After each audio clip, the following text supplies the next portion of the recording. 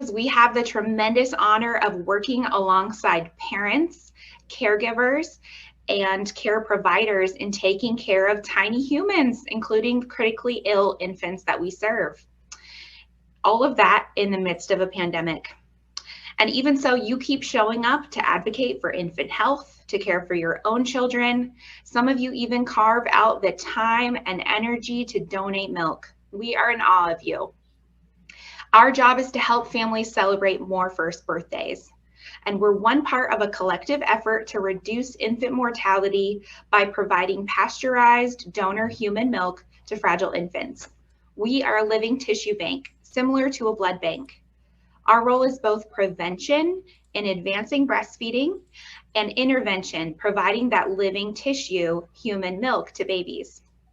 If you believe in the mission of the milk bank and value education like today's session, I invite you to make a financial gift to support the milk bank. Thank you for your support. Hey, my name is Melanie Fouth. I'm a registered nurse. I've been in healthcare for 30 years. I'm an advanced practitioner in mind-body medicine. And for me, my why is that this work around mind-body medicine is so powerful to me personally and to the people I've shared it with, because it really teaches you how that you can make a difference in your own well-being, your own trauma and stress healing and resiliency. And I want to share that with caregivers of all ages. We really believe that this information is foundational to starting that work, and that we're made to be resilient. We just need to tap into some of the tools to learn how to help ourselves. And especially when you're talking about caregivers, the research suggests that, especially in healthcare, compassion fatigue and burnout is real, as we know, but it can be combated by using good self-care practices and learning how to stimulate your parasympathetic nervous system, which helps slow you down. Christy's going to share some of that later in the presentation. And actually showing compassion to others will help combat burnout and compassion fatigue. So we'll get to that later in the presentation. Christy, would you like to introduce yourself? I would love to introduce myself, and I'm so grateful to be with all of you here today. And I want to add, I work a lot with educators in the educational setting. And so when I sit in front of them, I'm going to say the same thing that I say to them, to you. I'm so grateful for the work that you do and the way you pour yourselves out every day. And I'm so grateful you're taking the time, and the Milk Bank is leading through giving you this opportunity to really focus on your own well-being, because we need you all so much. I, as I said, have worked with schools a lot about addressing whole child development in the schools with their community partners, which includes parents. And I have been guilty of, we do a lot of that kind of work. And then we, on the side, we'll talk about self-care to our educators. And often I think it felt like an aside or this thing, another thing to add to their plates. And I have come to believe, whether it's education or parents or healthcare, anybody we're in front of, until our adults are well, we're not going to be able to shift this to changing our communities, our organizations, our world, our children, and really addressing their well-being. And so I love this work because it really, there's something different about it. When I first was introduced to it, everybody I met they were addressing their own well-being first.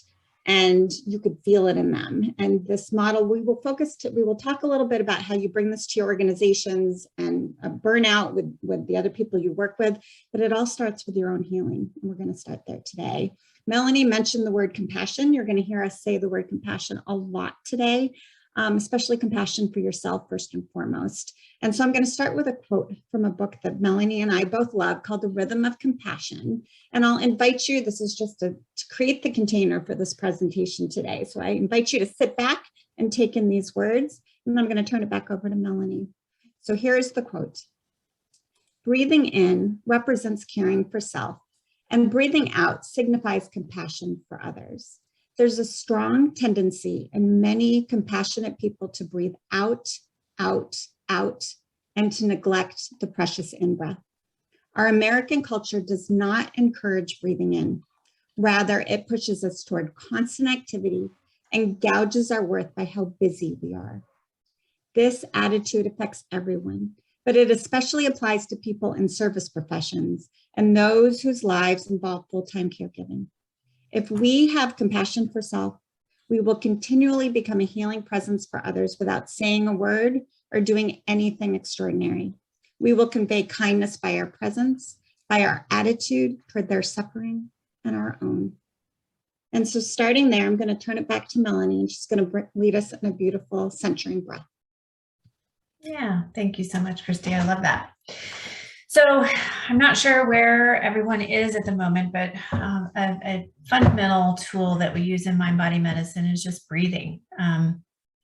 Christy will talk more about breathing later in the presentation, but if you could just, if you're able to sit, please sit in a chair with your back against the back of the chair, feet on the floor, close your eyes, or look down with a soft gaze, whatever is best for you. And we're just going to take a minute or two to just breathe in through our nose and out through our mouth, just slowing down. Nice, deep, soft belly breaths. When I say soft belly, that means just let it hang out. It allows your diaphragm to fully expand and draw air deep into your lungs. Try to feel the air on the back of your throat as it goes down.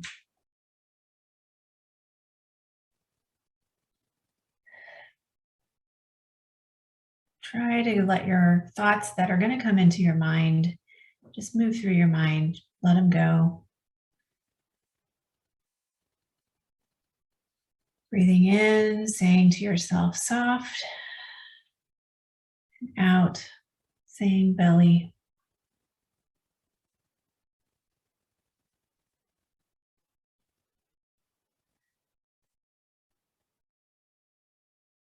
This is a tool you can use anytime. We all have to breathe.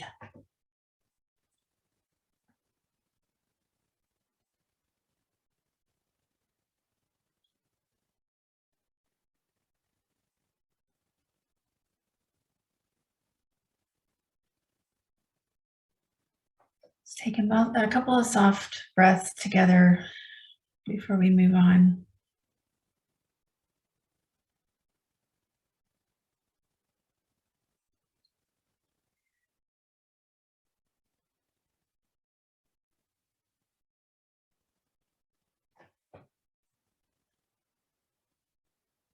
And when you're ready, you can wiggle your toes and fingers and open your eyes and hopefully come back to us in a more relaxed, centered space.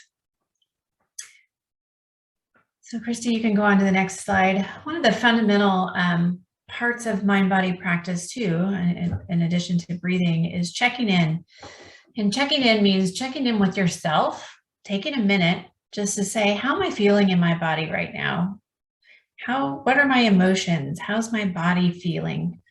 In American society, we are all about jamming as much stuff in our days as possible. We have our checklists and our work and our kids and our lives and social media. And it is really hard. You have to be intentional with checking in and taking time and slowing down to say, how am I, where am I? So Renee Brown, many of you have probably heard of her. She's a, nationally and probably worldwide known speaker, writer, social worker. And she, as well as Christy and I, do check-ins whenever we're starting meetings, doing presentations, asking people to just take a minute to check in. We're not trained to have emotional recognition. If anything, a lot of how we are taught is to, tamp those emotions down, stiff upper lip, just go on and plow through your day. And that has a physical and mental toll on our bodies. So I want to show you what I'm talking about, and I'll ask Christy to check in too. And then what I'd like you to do is you check in with yourself and write in the chat kind of how you're feeling in this moment. Right now, I physically feel good, and I am actually in a great mood and feeling excited to share this information with you today.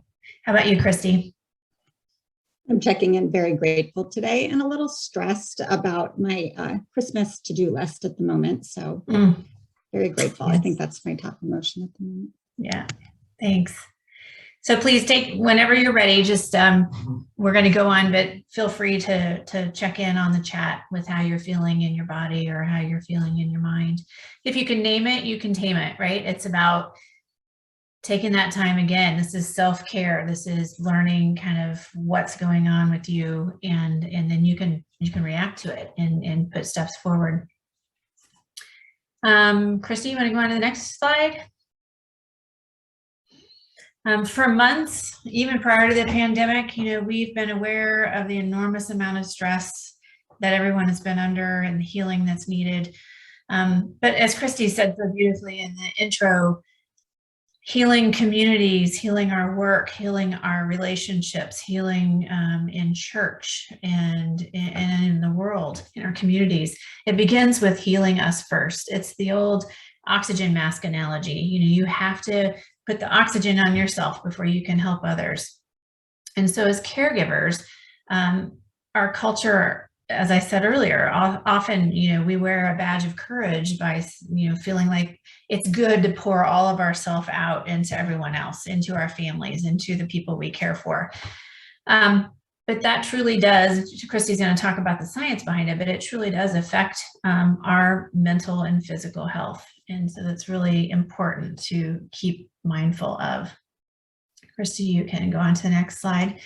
The wonderful thing about our physiology, though, is by definition, we're holistic. The mind-body medicine model, and you can see on the slide, the cmbm.org. Please feel free to go check that out.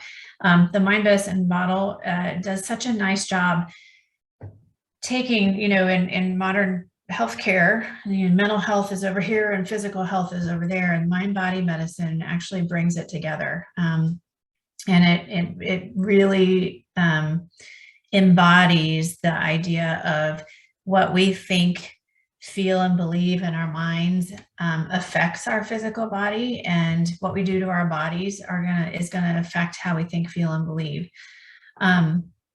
It's super important for people to understand this, and unfortunately, the way our current healthcare system is it's fractured. The Center for Mind-Body Medicine, it was started in 1991 by Dr. James Gordon. He's a Harvard-trained psychiatrist. He has put together a complete toolkit of mind-body skills that we'll talk about a little bit later to heal communities and individuals all around the world. They've gone to Kosovo, to the war-torn countries there, Haiti, earthquake victims and communities, big school shooting like Marjorie Stoneman Douglas School in Florida, the communities there that were so devastated. Most recently, he and the center were asked to work with the Capitol Police after the insurrection and all the trauma that they underwent. So clearly there is so much hurting in the world on an individual and community level. There's lots of room for this type of work. Our bodies are amazingly made. And as Christy's going to explain, they're made to be brought back into homeostasis, into regulation. But if you're constantly in that fight or flight mode, and that's where your physiology gets affected and can lead to chronic illness and pain. You can move on, Christy.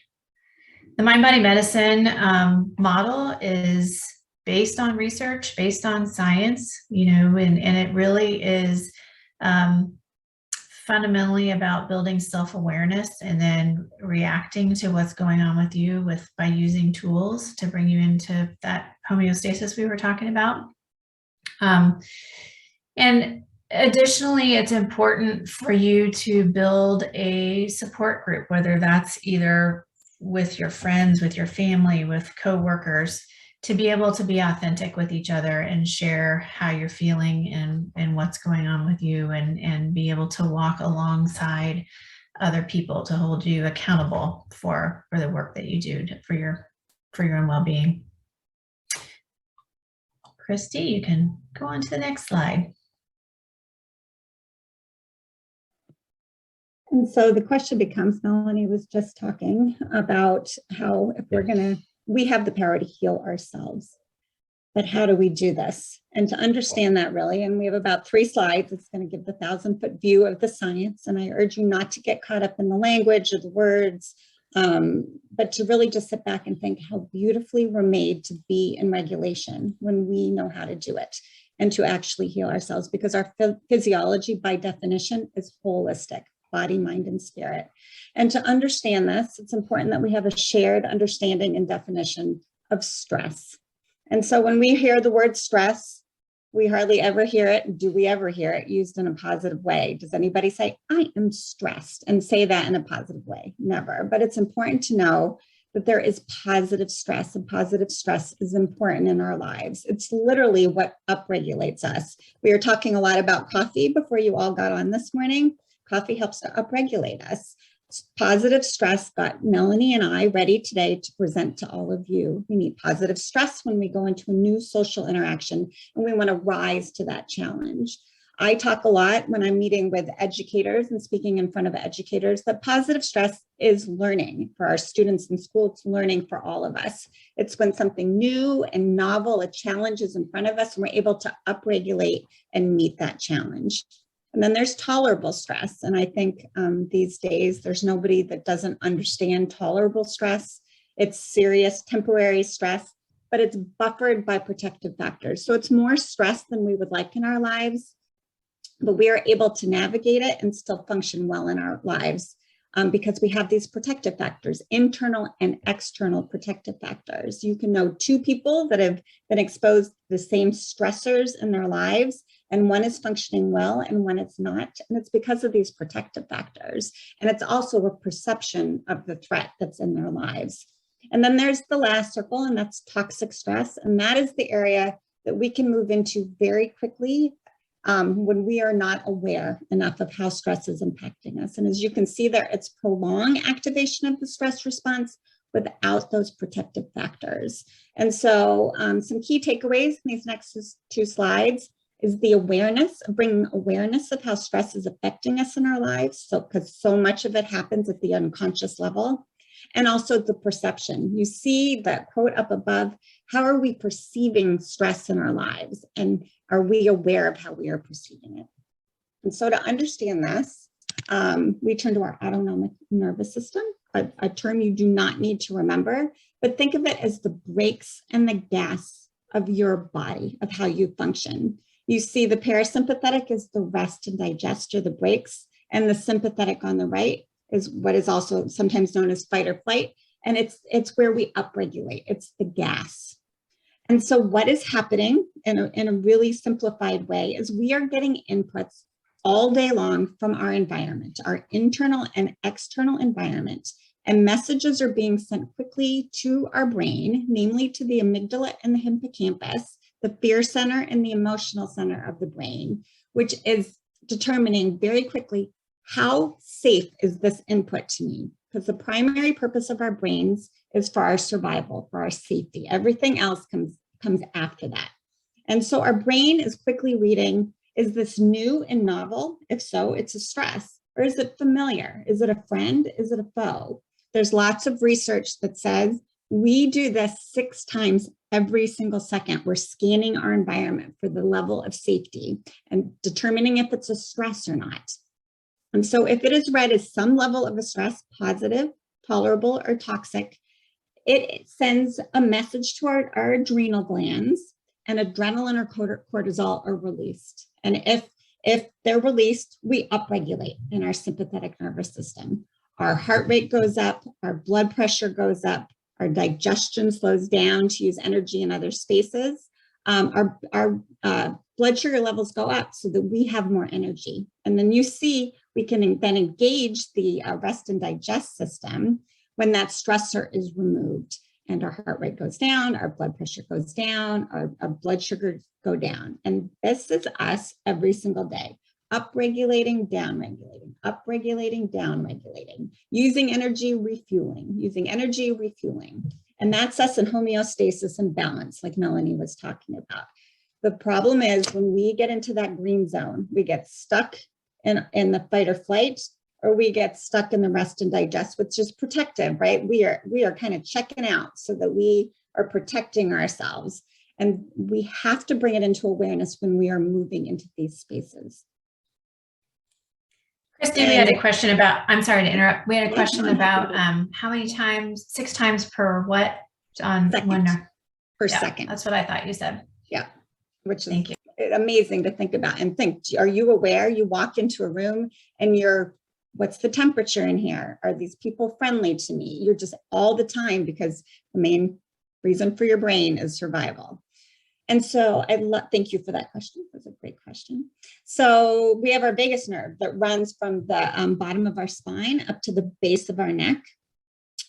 And it connects to every major organ in our body. And it's what we engage. When Melanie led us in that beautiful breath, we engaged that vagus nerve. We engaged our parasympathetic nervous system, and we went to rest and digest. And when she talked about we can engage that at any time, it's such a beautiful part of our nervous system. And we'll talk a little bit more about that when we're talking about meditation. And so the personal impact on our mind, body, and spirit when we are experiencing stress in our lives, ongoing, moving into toxic stress, and you can see it on the left. There can be significant impacts on our bodies. You can imagine if your blood sugar levels are up all the time, if your heart rate's up all the time, all of the things that we were talking about, how that can have an impact on your bodies and on your mind, your ability to have good relations with other people, your ability to think clearly, your mental health, your emotional health, and then how that impacts our spirituality. And Melanie's going to talk about in just a minute, because I've spent a lot of time on the mind and the body, but the spiritual aspect of this is key. And Melanie's going to define that for us in just a moment.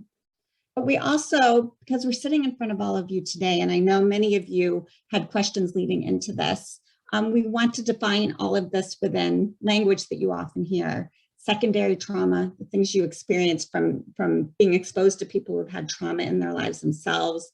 Compassion fatigue, which Melanie already talked about. Occupational burnout, which I don't think we talk about enough. It's when the systems themselves cause the trauma. There's not enough resources. Perhaps policies don't match with your values. But what we're all trying to move to is compassion, satisfaction. We don't want to take your compassion away, your empathy. It's why you do what you do and why you do it so well. But how do we create spaces where you feel satisfied in that work? But understanding our autonomic nervous system and our ability to heal ourselves and to create spaces for that healing is key. And so I'm going to turn it to Melanie, who's going to define spirituality for you. Yeah, so, you've seen in a couple of our slides, the 3 rings, body, mind, and spirit. And that spiritual part of ourselves is important. It's the part of ourselves that gives us a sense of meaning. It's the part of ourselves that is energized by and being inspired by our life and searching for something higher than ourselves. The difference between spirituality and religion, I think I mentioned earlier, spirituality is at the heart of every religion, and religion is the name we give to the way that we organize our spiritual practices. It's been interesting. There's been a Harvard study called the Grant Study. It's been going on since the 30s, and there's been over 250 Harvard undergrads that have been studied over 75 years now. And what they found is that there are 8 spiritual qualities that truly have bared out in the research to be indicators of good human flourishing and happiness. And those are things that right or wrong, I kind of look at it as kind of childlike tendencies, the things that you see young kids do, joy and awe about things, and compassion and love for others, equanimity, which is kind of that inner peace, and forgiveness and gratitude. So finding ways to bring some of those things into your life really can impact that spiritual side of yourself and help that grow. I think I want to ask now, in the sense of time, if you have any questions that come up for you that you haven't asked already, feel free to write that in the chat. We have a half hour. We want to make sure that we get to our experiential with our drawings. So please feel free to ask anything at any time. We'll go on to the next slide, Christy. You know, we talked several times earlier about self-awareness and how important that is. Self-awareness really is how we know and understand ourselves, our thoughts, our feelings, beliefs, you know, why we have certain biases. And then again, as she talked with the parasympathetic and sympathetic nervous system, it's being aware of how stress is affecting you. Is it giving you a bellyache? Is it, you know, causing stiff muscles? Where do you hold your stress in your body? That's when I asked earlier about, you know, how are you feeling in your body right now? Are you having pain anywhere? You notice where you're feeling tension. Those are all good self-awareness practices to think about. Because you can see in the next slide here, stress, you know, many of you have seen the iceberg analogy. You know, we all show the top of our iceberg to the rest of the world, where we have everything going on underneath that sometimes we don't even know and recognize. So if you practice self-awareness techniques and just breathe and just think about how you're feeling and what you're feeling, you can start looking at the underside of that iceberg. And by doing that, it also gives you empathy and compassion for others.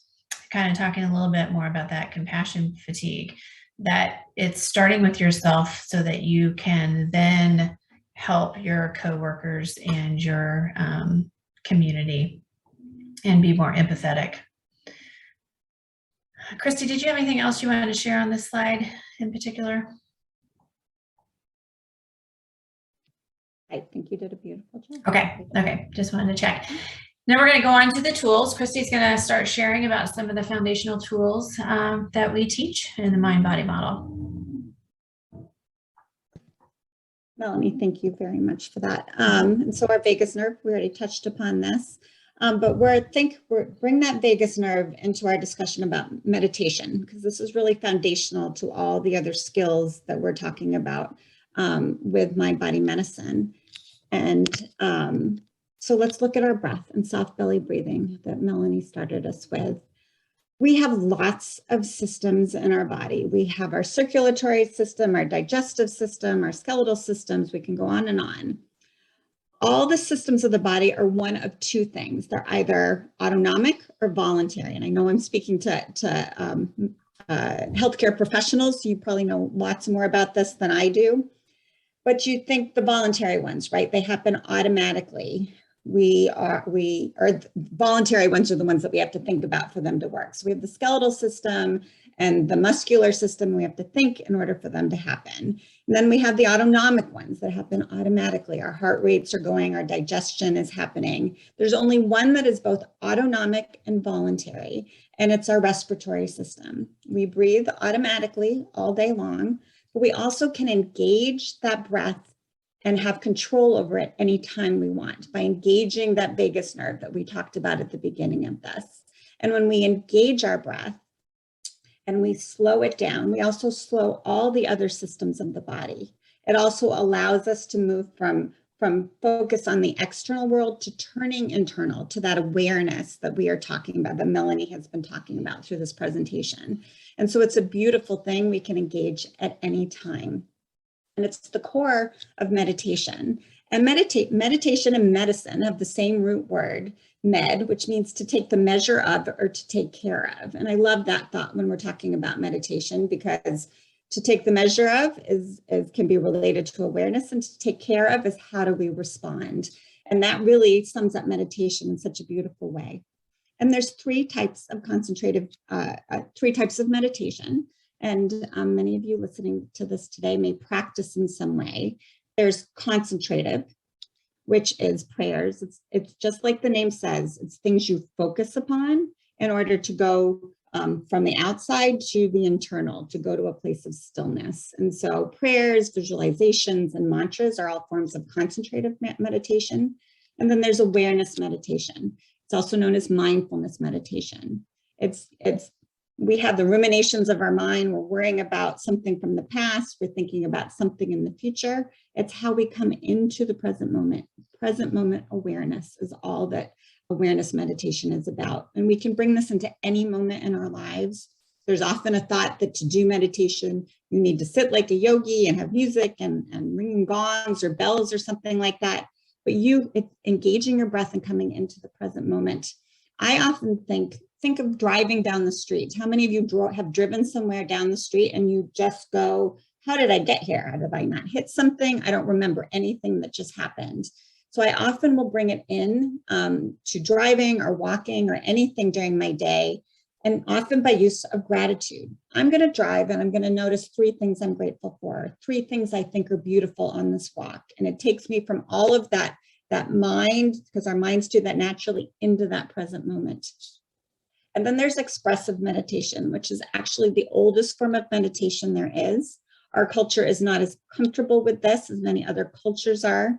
But it's, instead of going straight to a place of stillness, it uses movement to come to that place of stillness. And you see shaking and dancing, movement of any kind, Tai Chi and yoga are all forms of that.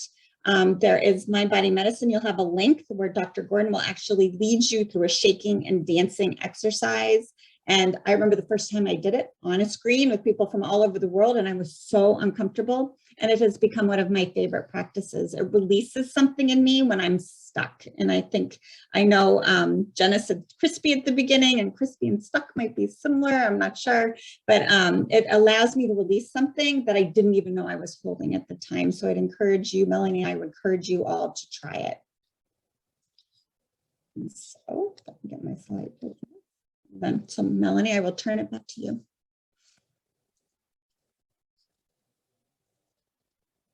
Sorry, I mute in between and couldn't get the mute button. So this is a list of mind body medicine skills that we typically teach. It gives you kind of an idea of the types of things that have been shown scientifically to engage that parasympathetic nervous system, calm us down, help us get unstuck, help us turn into ourselves and learn answers that we have within us, but because our minds are so distracted with everything else, we can't get to it. So I will encourage you to go to cmbm.org, and we're going to be sending these slides out to you to have, so don't worry about writing it down. But you can find examples and information on all these different tools there. Very helpful. Thanks, Christy. Oh, you're muted. You would think by now that we all knew how to do this. I knew how to do this part, but apparently not. So we're going to do another experiential now that's different than meditation, to bring forth some awareness. And it's why you put your crayons or your markers or your paper. And so I will start by this. If you're not an artist, this is just for you. And I'm not an artist either, so just rest and enjoy this. Melanie likes to say, be playful like a child when you do this. And so just enjoy the experience. Creating art, creativity, perhaps journaling are all ways to bypass the thinking brain and go to that unconscious awareness that we all have in us all of the time, your intuition inside of you, whatever words might come to mind when I say that word. And so we are going to, it leads to self-awareness, things that you didn't even know you're stuck in and that you kind of needed to rise to the surface to pay a little more attention to. And it allows you often to move from being stuck in a place to moving into a place of possibilities. And so take your 2 pieces of paper out and go ahead and put your names up in the corner and the date, and put drawing 1 and drawing 2. We're going to do 2 different drawings. And in a minute, I'm going to invite you to engage the breath. I'm going to give you a prompt and encourage you to let whatever comes up, let it come up. Don't judge it. First thought is best thought. And then begin to draw. And don't worry what the drawing looks like. I'm a stick figure girl myself. Some people like to just draw the emotions, then label the emotions afterwards. Just don't judge what comes up, trust it, and then go once you're ready after you've breathed a little. And so go ahead and close your eyes and start to sink into your breath, breathing in through the nose and out through the mouth.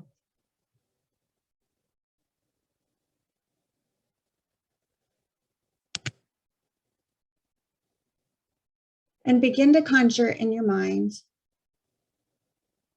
a problem, issue, or challenge or symptom. Doesn't have to be your biggest one that arises.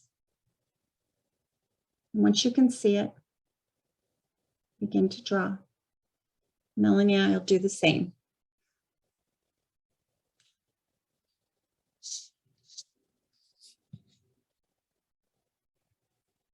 I'm going to play some music. We're sitting here together.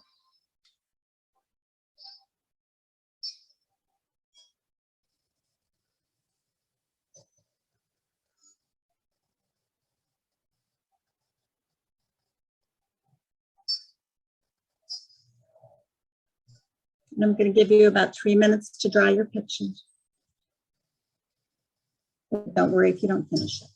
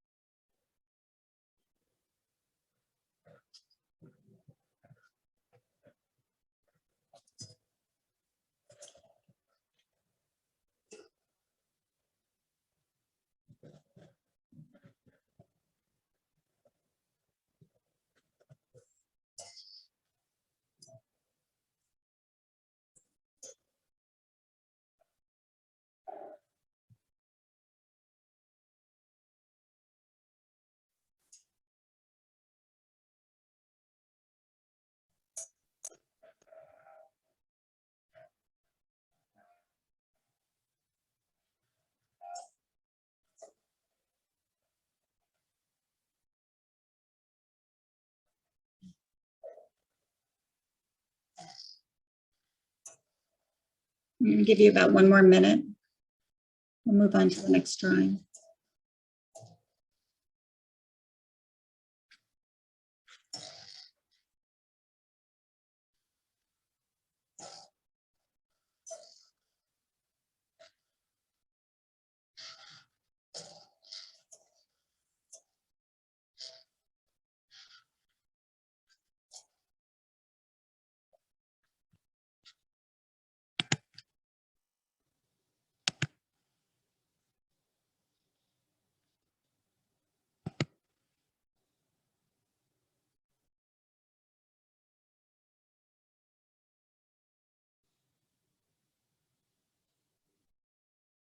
Begin to start wrapping up this current drawing and set it aside. And again, if you didn't finish it, you can return to it later.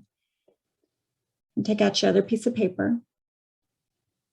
Melanie let me know that the sound was not coming through, so I apologize for that. Go ahead and close your eyes, sitting with your neck and your spine and your head comfortably aligned, and sink back into your breath. Turning internal. Your current prompt, now draw yourself with that problem, issue, challenge, or symptom solved. What does it look like? What comes to mind? What rises? First thought is best thought. And when you're ready, begin to draw.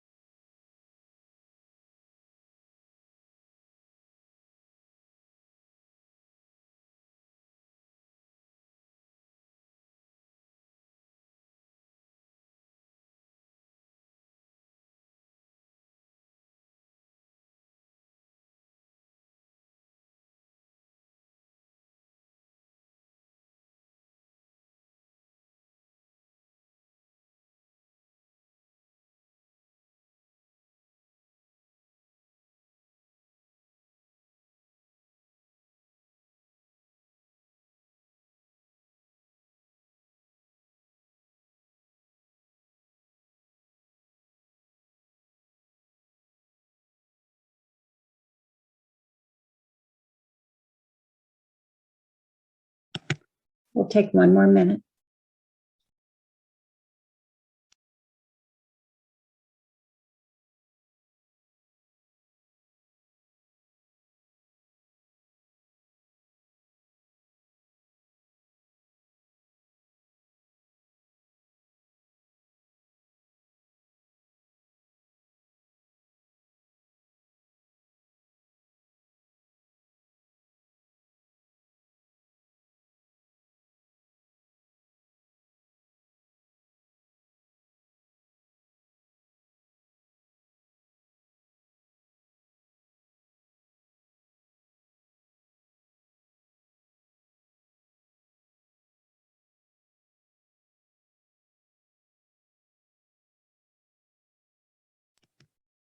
So go ahead and begin to wrap up your drawing. And again, no worries if you didn't finish it.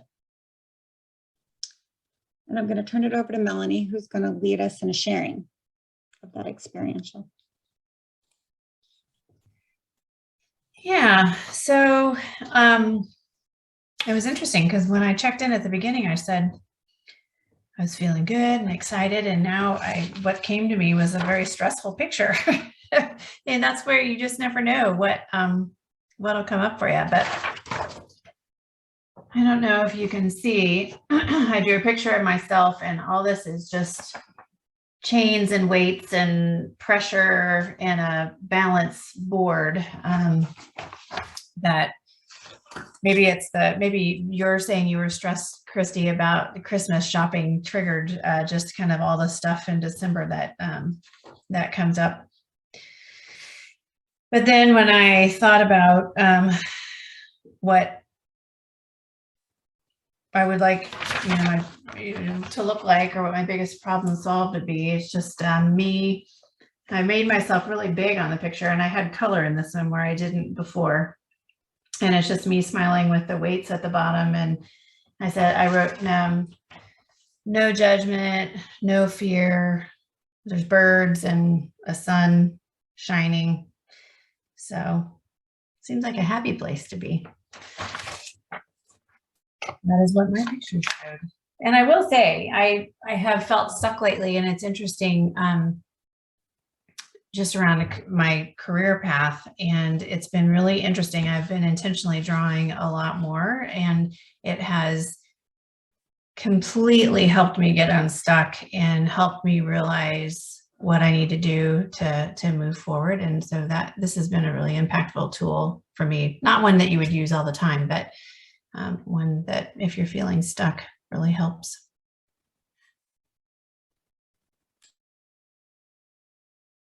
Would anybody else like to share their drawings? We've got a little bit of time. We could use a couple minutes if somebody wanted to share what they drew. Any brave volunteers?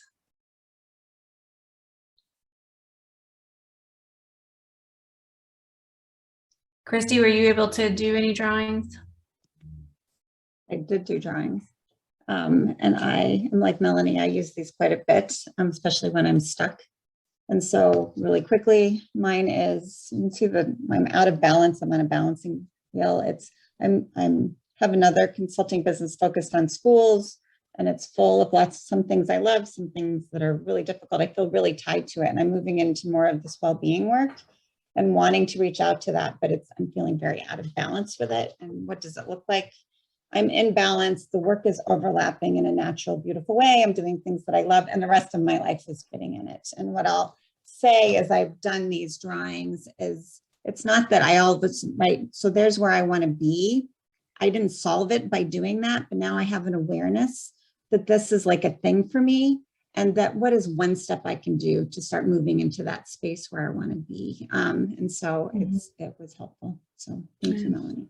Thank you. Thank you.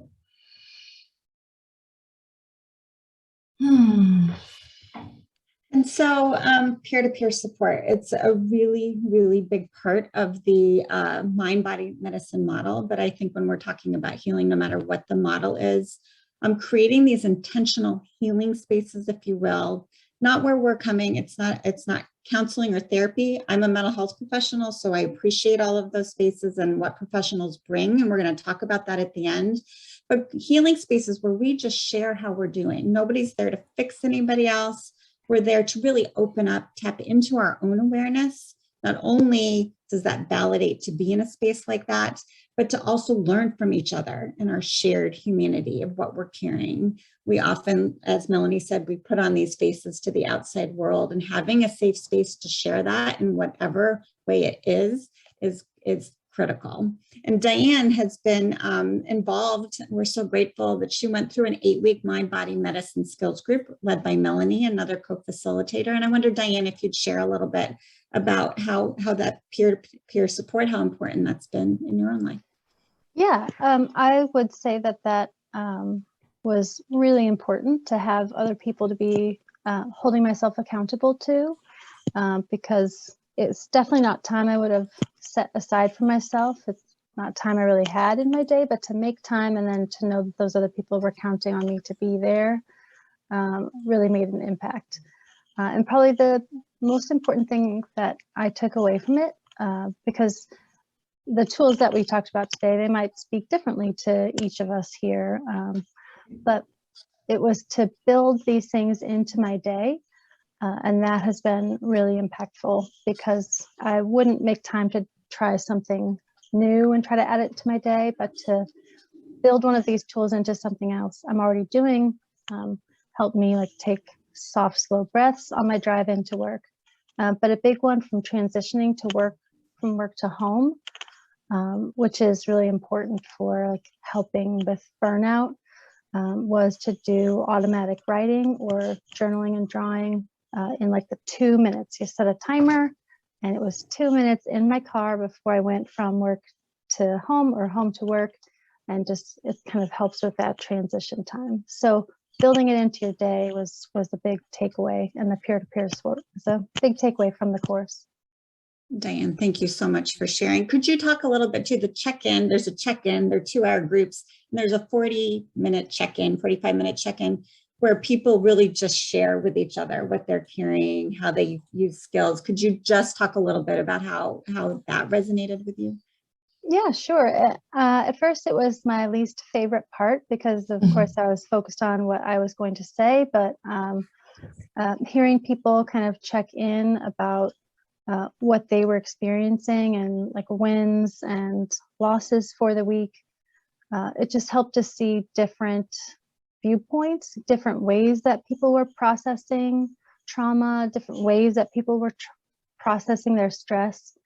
Helped me to kind of recognize things that I wasn't seeing about myself, or to kind of give me new lenses to put on and think about my own experience. So oftentimes the way I felt when I came in to the group wasn't necessarily how I felt after check-in, because it kind of changed as I was learning from the members in the group. Diane, thank you so much for sharing. Sure. We appreciate it very much. And you have a perfect lead in. We all have different things that resonate with us, and they change over time. So we encourage you to try new things. But the number one thing for all of us as human beings that leads to self-regulation and resilience in our lives are the relationships and connections that we have with other people. And so creating those intentional spaces is really important, where we can be our authentic selves, Take that word in, authentic. And so the potential skills, the potential impact, positive impact of using these skills on mind, body, and spirit, we have them listed here. Melanie's talked about them. They are really quite remarkable. And we have the power to do this within ourselves. Melanie, I'll turn it back to you for the. Yeah. And I think too, since we're talking to healthcare folks on the physiology around the potential impact of the mind-body medicine is really interesting, because again, it's connecting our mind and our body, and the importance of how it will affect us long-term if we're in a constant state of toxic stress. And there are, again, studies upon studies that show, blood pressure regulation, heart rate issues, wound healing, chronic pain, autoimmune disease improvements, endocrine improvements. Just our systems are not to be built under, or not to be under toxic stress all the time, and they will break down over time. They've shown it in animal models and in human studies. And so it's just it's fascinating from a healthcare perspective on how you can help yourself stay in a state of well-being. So the self-care action plan. Really, we've beat this dead horse, but becoming more self-aware, using one or two simple skills, maybe starting with just breathing. You can breathe when you're making coffee in the morning. I love early morning time by myself. I do some breathing and some meditation. And I can tell a difference when I have to get up and go to a meeting or do something right away. I can tell when I haven't taken that time to myself and just kind of checked in and calmed down. And I've heard people talk about gratefulness practices, where they think about anybody that they know they're going to see that day and be grateful for them in the morning before they start out. Just little things, walking, shaking and dancing. If you're stuck, put on some music that you really love and just dance. You'll be amazed how good that makes you feel. Start small, start simply. Even 10 minutes, 20 minutes a day of mindfulness or meditation has been shown to change your brain. It shrinks that fear center in your brain, the amygdala, and it helps your prefrontal cortex grow. And that's the area where you have better, it allows you to have the connections with people, to be able to be empathetic and to tap into that, again, the spiritual side of yourself.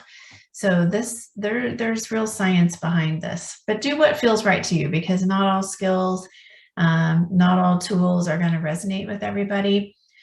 People that have lung diseases, for example, breathing can make them anxious, so there's ways that we can think about helping people in different ways depending on what their needs are. So do what's right for you and try to find that peer-to-peer support. We alluded to this earlier. It's always important. This is how we bring healing, how beautifully we're made to heal ourselves. But sometimes we all need a little bit more. I'm a big advocate. You need a doctor from the neck up as well. We all can use professional help sometimes. And so we wanted to make sure, acknowledge that, and to give you all some resources within these slides. And so we're gonna kind of end where we started. We often, as people who go out and we have checklists and all of that, this is not a checklist.